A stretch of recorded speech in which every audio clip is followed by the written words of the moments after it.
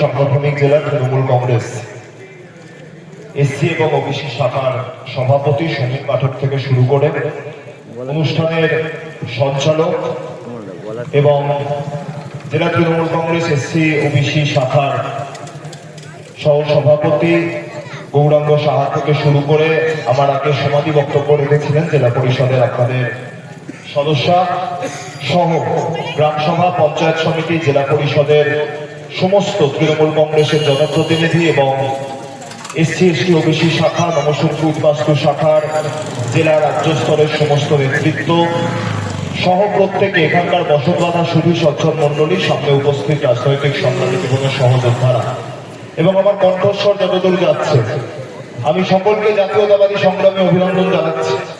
অনেক বক্তারা আছেন, সভা চলছে, শীতকাল, আমি একদমই দীর্ঘায়িত বক্তব্য রেখে আপনাদের ধৈর্যচ্যুতি ঘটাবো না। এসআইআর এর বিরুদ্ধে সভা, এটা মনে রাখতে হবে যে এসআইআর প্রথমবার পশ্চিমবাংলায় হচ্ছে না। শেষবার 2002 সালে বাংলায় এসআইআর হয়েছিল এবং তারপর 2004 সালে লোকসভা নির্বাচন সম্পন্ন হয়। 2002 সালে যখন বাংলাতে এসআইআর হয় তখন সর্বভারতীয় তৃণমূল কংগ্রেস আমাদের দলের বয়স ছিল মাত্র 4 বছর। সেই সময় তৃণমূল কংগ্রেস এসআইআর এর বিরোধিতা করেনি, কিন্তু এবার 2025-এ যে প্রক্রিয়া এসআইআর হচ্ছে, স্পেশাল ইন্টেনসিভ রিভিশন হচ্ছে, আমরা সেই প্রক্রিয়ার বিরোধিতা করছি। এই প্রক্রিয়ার বিরোধিতা করার কিছু নির্দিষ্ট কারণ আছে।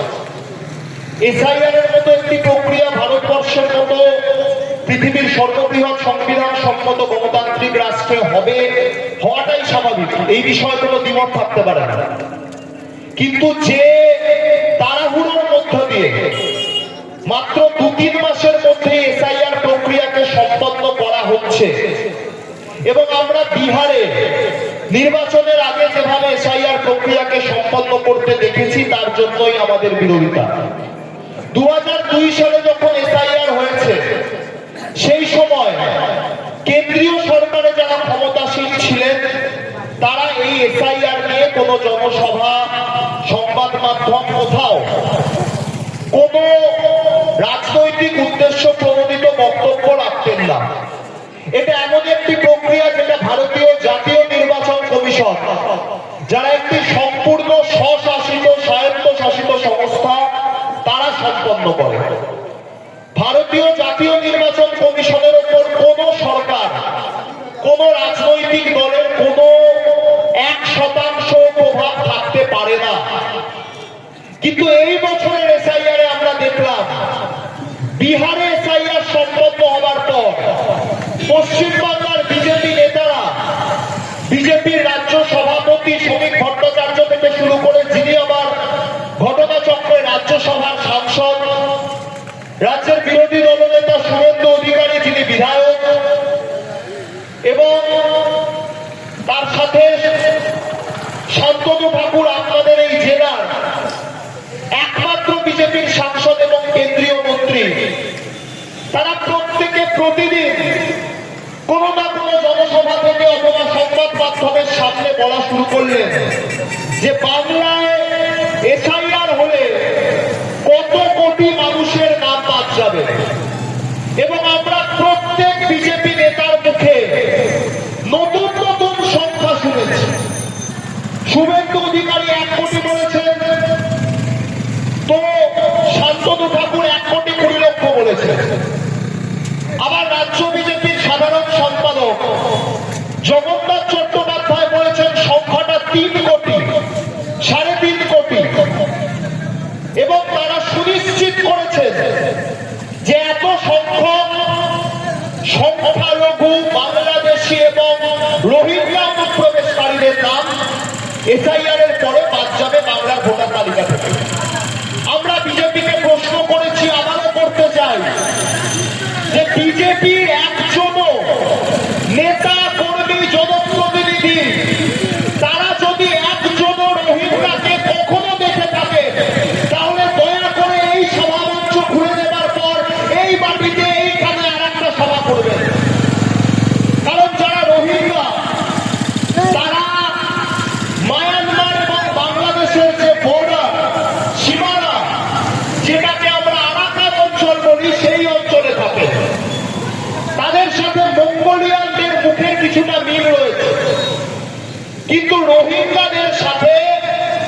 বাংলাদেশিদের কোনো সম্পর্ক নেই। এবং একই সাথে সবাই সবার জেনে রাখা দরকার যে পশ্চিম বাংলার সাথে মায়ানমার কোন বর্ডার শেয়ার করে না, অর্থাৎ পশ্চিম বাংলা এবং মায়ানমারের কোন সীমানা এই রাজ্যে নেই। পূর্ব ভারতের অন্য রাজ্য অর্থাৎ মণিপুর, মিজোরাম, আসাম এই রাজ্যগুলি দিয়ে পশ্চিম বাংলায় ঢুকতে হবে। কারণ মায়ানমারের সাথে মণিপুর, মিজোরামের মতো বিজেপি শাসিত রাজ্যগুলো বর্ডার শেয়ার করে। তাই যদি শুভেন্দু অধিকারীর কথা মতো একজন রোহিঙ্গা পশ্চিমবঙ্গে থেকে থাকে, তাহলে তারা বিজেপি শাসিত ডবল ইঞ্জিনের রাজ্যগুলো দিয়ে পশ্চিম বাংলায় ঢুকেছে। এবং ভারতবর্ষের যত সীমান্ত রয়েছে আপনারা জানেন, এই সীমান্তগুলি পাহারার দায়িত্বে থাকে কেন্দ্রীয় স্বরাষ্ট্র মন্ত্রকের অধীনস্থ বর্ডার সিকিউরিটি ফোর্স। যদি একজন অনুপ্রবেশকারী পশ্চিম বাংলায় ঢুকে থাকেন, ভারতবর্ষে এসে থাকেন 2014 সালের পর, তাহলে তার দায় বিজেপি শাসিত কেন্দ্রীয় সরকারকে নিতে হবে। নরেন্দ্র মোদী যখন মুখ্যমন্ত্রী ছিলেন, তিনি বারংবার অনুপ্রবেশ ইস্যুতে তৎকালীন দেশের প্রধানমন্ত্রী ডক্টর মনমোহন সিংকে কটাক্ষ করতেন, তার কেন্দ্রীয় সরকারকে কটাক্ষ করতেন। এরপর 2014 থেকে 2025 11 বছর নরেন্দ্র মোদীর নেতৃত্বে সরকার চলছে। এবং এই 11 বছরের মধ্যে 2024 সালে আপনারা ওদের 400 পারের স্বপ্ন 240-এ আটকে দিয়েছেন। নরেন্দ্র মোদীকে দুদিকে দুটো ক্র্যাচকে ভর করে সরকার চালাতে হচ্ছে, একদিকে নীতিশ কুমার আর একদিকে চন্দ্রবাবু নাইডু। এবং তিনি বুঝতে পেরেছেন যে যদি যেন তেন প্রকারেণ কোন রাজ্যের ভূমিপুত্র, যেমন এই বাংলার বাঙালি, বাংলা ভাষী যারা এই বাংলার ভূমিপুত্র, তাদেরকে যদি সরানো না যায়, তাহলে এই রাজ্যের মাটি দখল করা যাবে না। তাই নির্বাচন কমিশনকে প্রভাবিত করে এসআইআর করার চেষ্টা করছেন। তাই 14 থেকে 25 সালে 11 বছর সরকার চালালো। 14 থেকে 19 যখন তার সরকার ছিল, তার স্বরাষ্ট্রমন্ত্রী ছিলেন রাজনাথ সিং, যিনি এই মুহূর্তে আমাদের দেশের প্রতিরক্ষা মন্ত্রী। এরপর 2019 থেকে 24 এবং 24 থেকে এখনো পর্যন্ত এই সরকারের স্বরাষ্ট্রমন্ত্রী স্বয়ং অমিত শাহ, যিনি ভারতীয় জনতা পার্টির কার্যত 2 নম্বর নেতা বলা যেতে পারে। কিন্তু এই 2 নম্বর নেতার 2 নম্বরের জন্য যদি কোন অনুপ্রবেশকারী পশ্চিম বাংলা বা ভারতবর্ষের সীমানায় ঢুকে থাকে, তাহলে নরেন্দ্র মোদী সমেত গোটা কেন্দ্রীয় সরকারের উচিত ভারতবর্ষের মানুষের সামনে নাক খত দিয়ে ইস্তফা গ্রহণ করা। কারণ তারা অনুপ্রবেশ রুখতে ব্যর্থ হয়েছে গত 11 বছরে। এবং এই সম্পূর্ণ তথ্যাবলীর ভিত্তিতে তৃণমূল কংগ্রেস আন্দোলন করছে। এরা 2019-এর লোকসভা নির্বাচনের ফল ঘোষণার পর থেকেই কার্যত বাংলার প্রতি বঞ্চনা শুরু করেছে।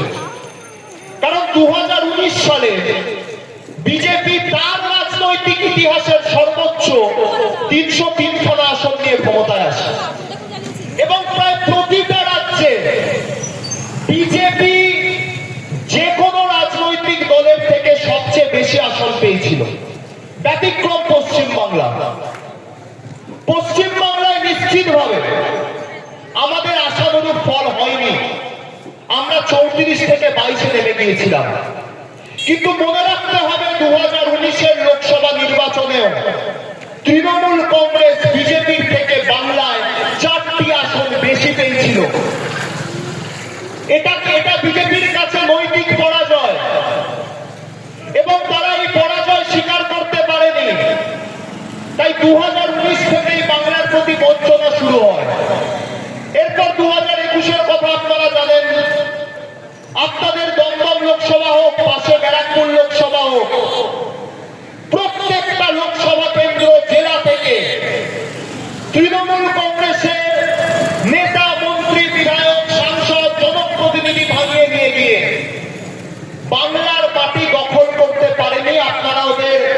200 পারের স্বপ্নকে 77-এ আটকে দিয়েছিলেন, যেটা আবার আজকে এখন 66-তে নেমে গেছে। ফলে 2021-এর পর থেকে বাংলার প্রতি বঞ্চনা আরো তীব্রতর হয়েছে।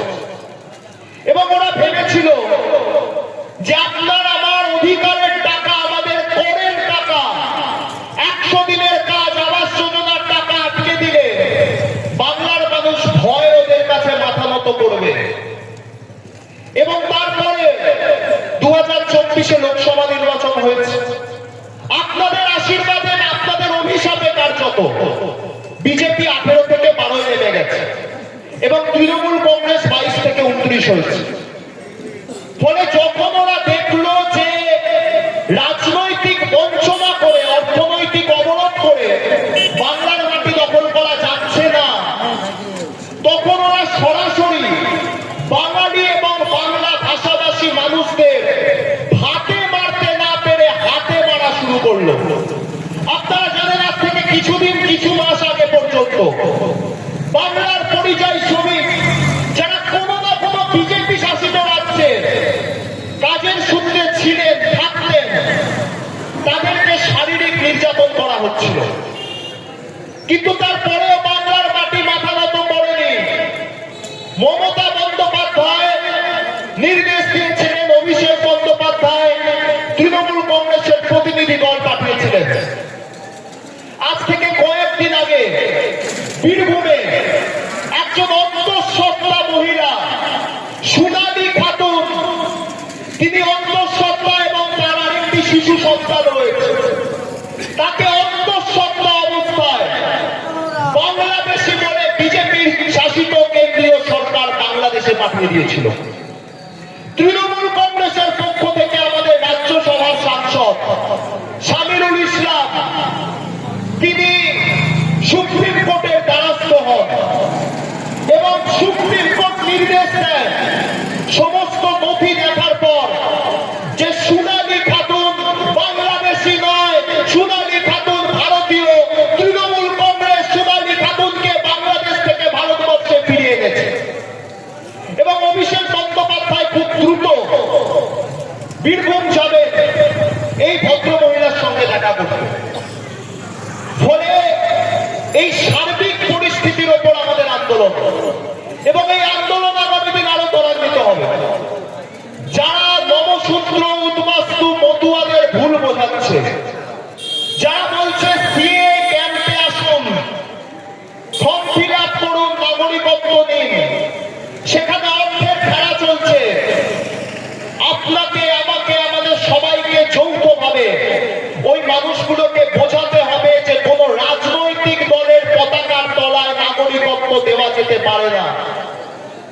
আপনারা যেখানে সিএ ক্যাম্প দেখবেন, বিজেপির পতাকা লাগানো সিএ ক্যাম্প, আমি আপনাদের অনুরোধ করব দয়া করে প্রশাসনের দ্বারস্থ হন এবং প্রশাসনকে সাথে করে নিয়ে গিয়ে প্রশাসনকে বলুন, তাদের অনুরোধ করুন যে ওই ক্যাম্পগুলো যেন প্রশাসন ভেঙে ঘুরিয়ে দেয়। কারণ ওই ক্যাম্পের মাধ্যমে বাংলার মানুষকে ভুল বোঝানো হচ্ছে। নমশূদ্র, উদ্বাস্তুদের ভয়কে কাজে লাগিয়ে বিজেপি তাদের নির্বাচনের ফান্ড, টাকা তোলার চক্রান্ত করছে। এটাকে চলতে দেওয়া যেতে পারে না।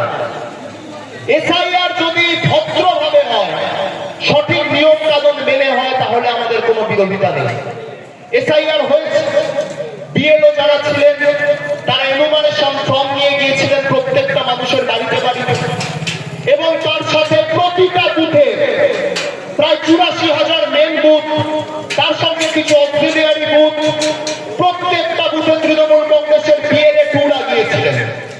দলের পক্ষ থেকে সহায়তা শিবির তৈরি করা হয়েছিল। মাননীয় মুখ্যমন্ত্রী ঘোষণা করেছিলেন যে সরকারের পক্ষ থেকেও সহায়তা শিবির হবে, সহায়তা শিবির হয়েছে। তৃণমূল কংগ্রেস বাধা দেয়নি।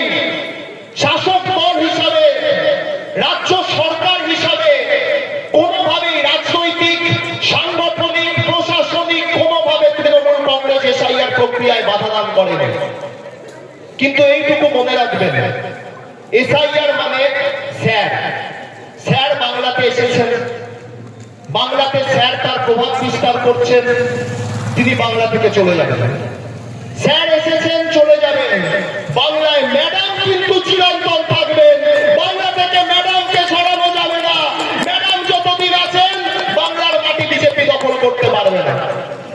ফলে সঠিক তথ্য মানুষের কাছে তুলে ধরে এই আন্দোলন যদি আগামী দিন আরো ত্বরান্বিত হয়, আমাদের দলের সর্বভারতীয় সাধারণ সম্পাদক অভিষেক বন্দ্যোপাধ্যায় বলেছেন, যেটা সমাধি বলছিল, যে বিগত দিনে যেমন আমরা আমাদের সহনাগরিকদের অধিকার সুরক্ষিত করার জন্য দিল্লিতে আন্দোলন সংগঠিত করেছিলাম, খসড়া তালিকা বেরিয়েছে, 1 কোটির জায়গায় 58 লাখ মানুষের নাম বাদ গেছে, এবং যার মধ্যে বেশিরভাগ, দায়িত্ব সহকারে বলছি, বেশিরভাগ বাংলাদেশ থেকে আসা হিন্দু সম্প্রদায়ের মানুষ। বিজেপি তাদের মুসলিম রোহিঙ্গা অনুপ্রবেশকারীর তত্ত্ব প্রমাণ করতে পারেনি খসড়া তালিকায়, কিন্তু এটা আসল তালিকা নয়। আসল তালিকা ফেব্রুয়ারি মাসে প্রকাশিত হবে। বিজেপি নির্বাচন কমিশনকে কাজে লাগিয়ে আরো কারসাজি করবে, আরো ভয়ানক হয়ে উঠবে, কারণ ওদের 1 কোটির তত্ত্ব খসড়া তালিকায় প্রমাণিত হয়নি, অর্ধেক হয়ে গেছে। তাই আরো সতর্কতা অবলম্বন করে যেভাবে দলের পক্ষ থেকে নির্দেশ আসবে, আপনাদের নেতৃত্ব যেভাবে নির্দেশ দেবেন, সেভাবেই আমরা প্রত্যেকে নিজেদের জেলায়, নিজেদের ব্লকে, নিজেদের বিধানসভায়, লোকসভায়, বুথে সমস্ত মানুষদের পাশে দাঁড়িয়ে, হিন্দু মুসলমান নির্বিশেষে, এবং যারা মূলত আতঙ্কিত তাদের পাশে দাঁড়িয়ে তাদের সাথে থেকে তাদেরকে আশ্বাস দেব, সুনিশ্চিত করব, যাতে একজনও বৈধ ভোটারের নাম মূল তালিকা, যেটা আগামী বছরের ফেব্রুয়ারি মাসে প্রকাশিত হবে, সেখান থেকে বাদ না যায়।